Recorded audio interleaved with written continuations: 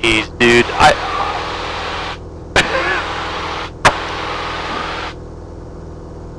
I don't even know what to say right now. I've never seen terrain like this. It's so insane, isn't it? Look at here are the rock faces I talk about.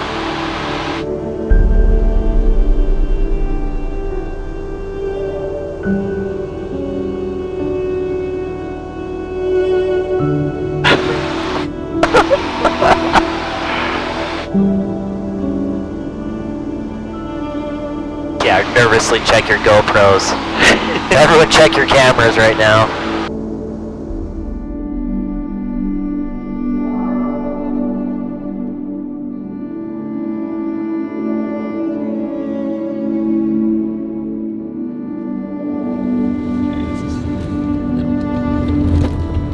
We're heading over to the Talkeetna Airport. We're gonna get in 2-3 uniform. We're gonna go on a pretty awesome, oh, that sunset just made me happy. I know, dude, wow. We are gonna go on a pretty awesome flight and we're gonna check out the Denali Summit. Or just the area in general, I'm not sure.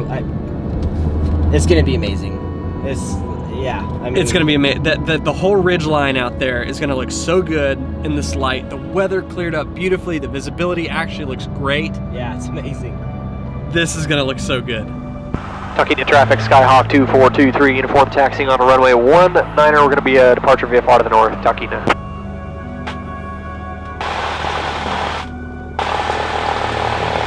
Airspeed's alive, engine's green. Alright. Oh yeah. See how easily that came off? Yeah. And all I had to do is relieve the back pressure, and we immediately came into ground effect, and now she's wanting to climb out at 80. Yeah, I think you're right. The BOH says no flaps, even for soft field. But I honestly, the way this airplane's configured with the tires and whatnot, I kind of disagree. Yep, I agree with your disagree, if that makes sense. Okay. Alright, we got VY. I'm happy. Alright, Josh, so talk to us about the plan here. Or do you know the plan? I think I kind of know the plan. So what we're going to do, we're going to fly up here to the southern point of the Ruth Glacier. That's kind of where we're heading now. We just departed Talkeetna.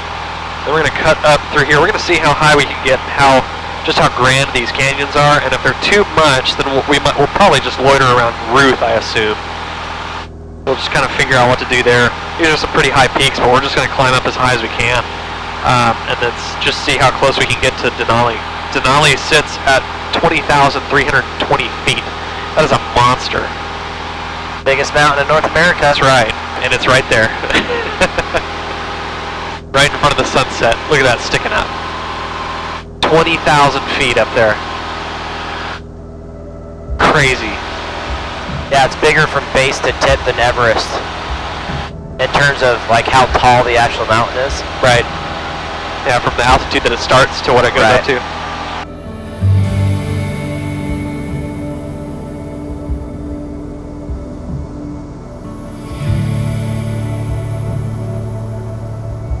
The glacier right now. It's just about to start. But yeah, it's under this moraine. It starts under this moraine. Yeah. Crazy that there's trees and stuff growing on top of it. You see anything bubbling up? No.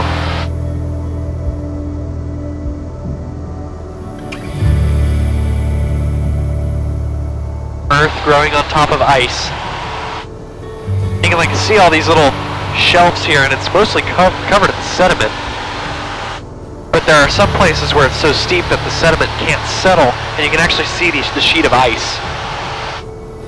That's just like, I'm trying to wrap my mind around it.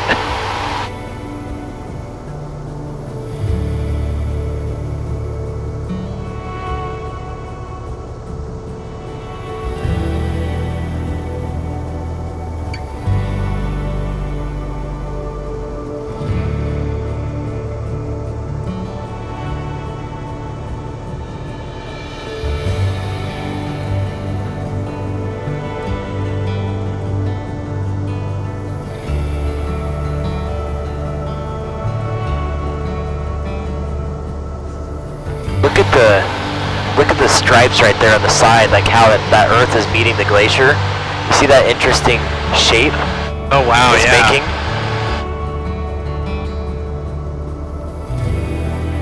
God, dude.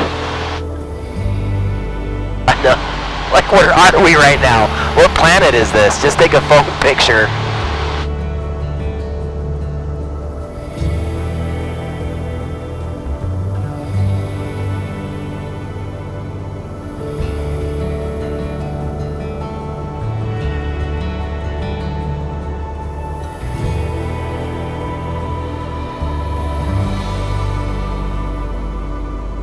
Jeez, dude.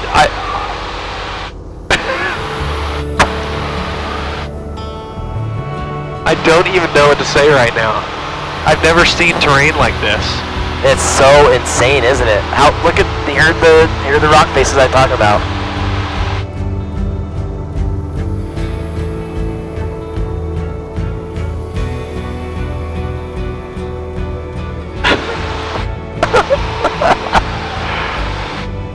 I'm just mesmerized.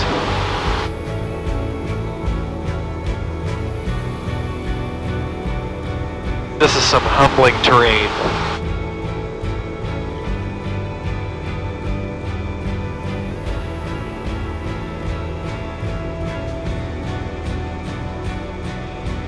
We're almost into the Great Gorge. So if that cloud layer wasn't there, we'd be able to see straight up to Denali. Because this is right at the edge of it. Yeah, Denali's like right up here. Yep.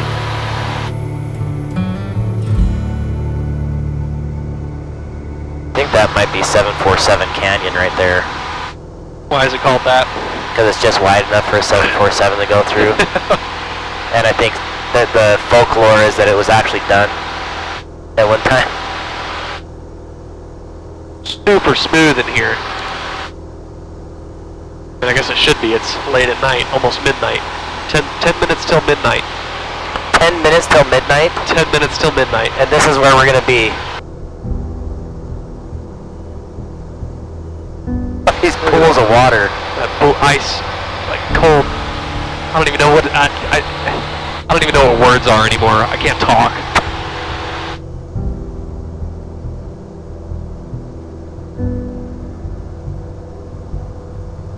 Got a little bit of precip here. Yeah, I see that.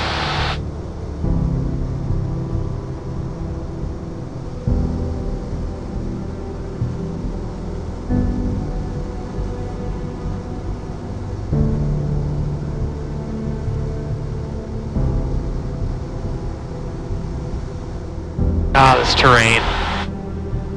Not like nothing you've ever seen, huh? Nothing like nothing. It blows away anything we've seen so far. Oh man, and the ice below us is... That's like the Grand Canyon of ice. Yep. So they say that the ice is 3,000 feet thick here. Wow.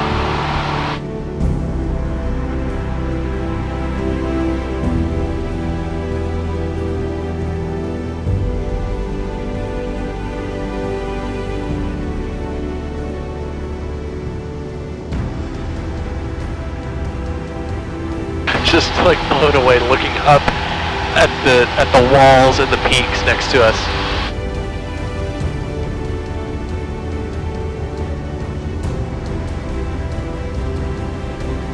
Then the ice starts to go from smooth to starting to break up here. And then it's just... Look at this.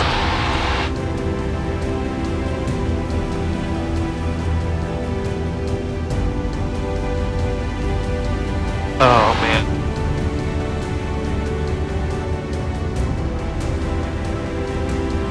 Holy crap, man. I just looked straight down. It was a little weird. Gave you a little vertigo? It's like, whoa.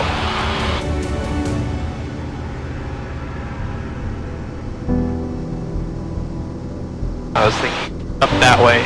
Up this way? Yeah.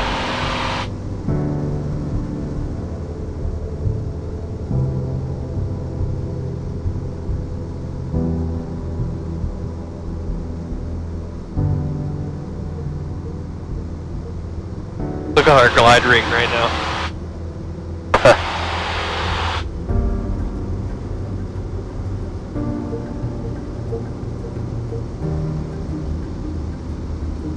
at that left GoPro. Oh, that is rad.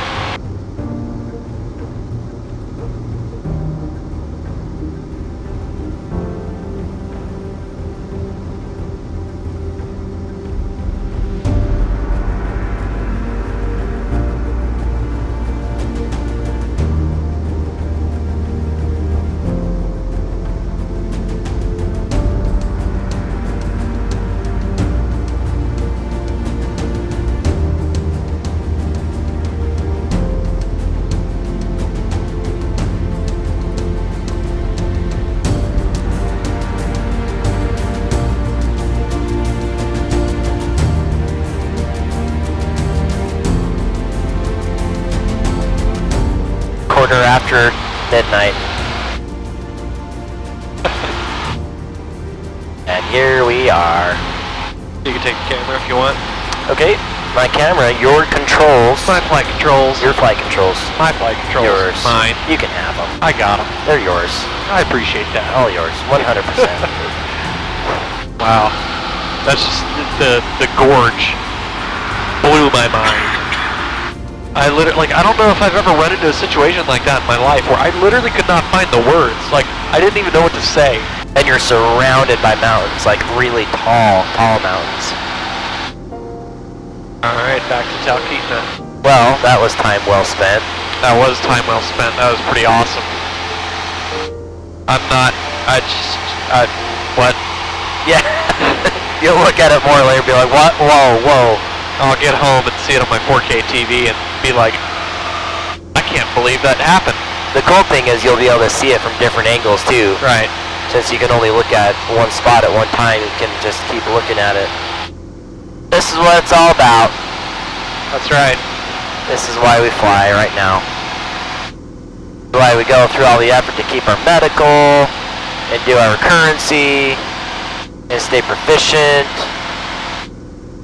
and keep learning for stuff like this so we can do it safely and competently.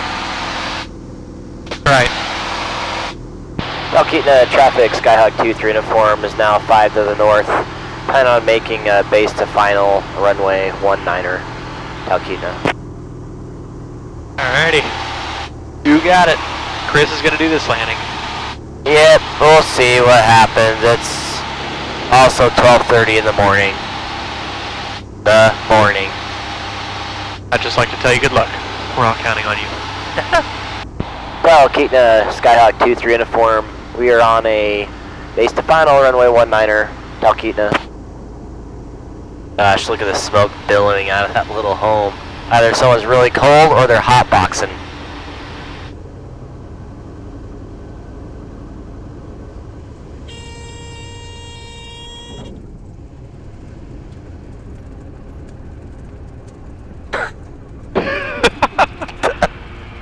Get off the runway. Freaking gulls. Talkeetna, Skyhawk 2423 uniform. Down and clear at Charlie. Break Kenai Radio. 2423 uniform. 2423 uniform, radio. 2423 uniform, please close us out. 2423 uniform, roger, I'll close you out. 23 uniform, good night. That was cool. The end. It is 12:50 a.m. in Talkeetna, Alaska. There was a point during that flight when I was like trying to say something and I just like didn't even know what to, because I've been saying like, that's insane, this is crazy, man, like blah blah blah. Super awesome, super cool. But what do you say? I mean, the footage speaks for itself. I'm sitting there either looking through the viewfinder or flying the airplane while you're looking through the viewfinder, and I'm looking out the windshield like...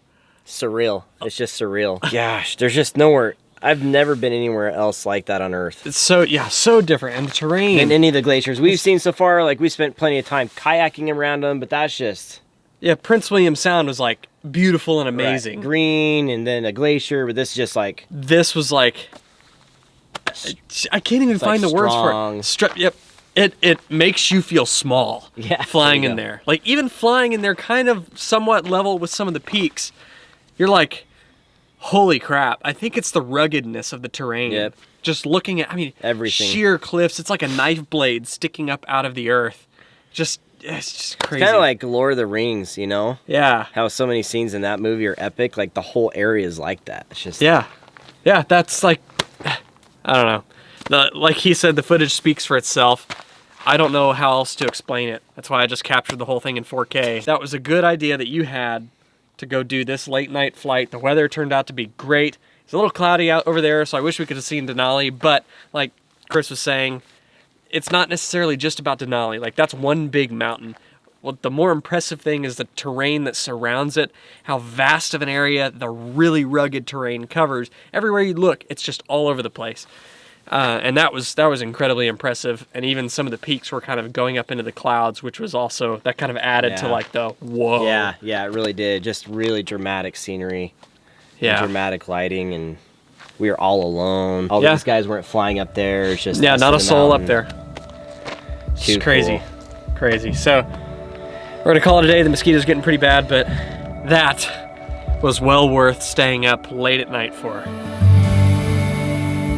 Chris and I both agree that this flight is one that will live in our memories for a very long time. I don't think I've ever had an instance in my life before where I was literally at a loss for words. People use the phrase, quote, I was speechless all the time, but this was as real as a feeling can get. In part 9, after a good night's rest from this Denali flight, I'll climb into a Piper Pacer with CFI Sarah to get my first taste of flying a seaplane at Alaska Floats and Skis. She walked me through a little of everything, including glassy water ops, confined takeoffs and landings, and even beaching, where we had an encounter with a moose on shore. So be sure to subscribe and turn on notifications so you don't miss that one. Be sure to go give Chris a subscribe on his channel and a follow on his Instagram at Angle of Attack. He's a huge reason why this series is able to be produced in the first place, and he produces great content himself. Go check it out. If you like this video, be sure and hit that like button, subscribe if you haven't, and turn on notifications so you don't miss a weekly video. If you'd like to support this channel, you can head over to aviation101.com/store and shop merch and gear there, one of which is my custom flight notes pad. Until next time, I want you to stay happy, healthy, and current, and of course stay proficient, and we'll see you in part 9 when Sarah shows me how to fly a seaplane. Fly safe.